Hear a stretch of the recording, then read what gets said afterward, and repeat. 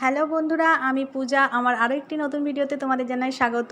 অনেক দিন হলো আমি কোনো ভিডিও পোস্ট করতে পারিনি, কারণ অনেক কাজের চাপ ছিল আর যা গরম পড়েছে সেই জন্য ভিডিও আর বানানোও হয়নি।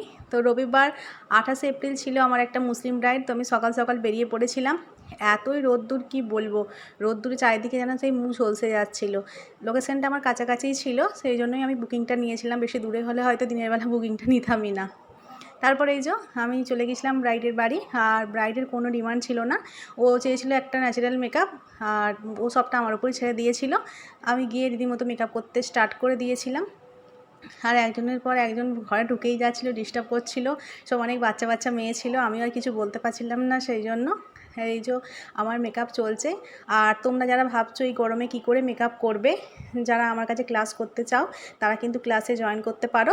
তোমাদের কিন্তু A to Z সব মেকআপ দেখানো হবে, তোমরা কি করে গরমকালে একটা মেকআপ করতে পারবে যেটা ওয়াটারপ্রুফ আর লং লাস্টিং হবে।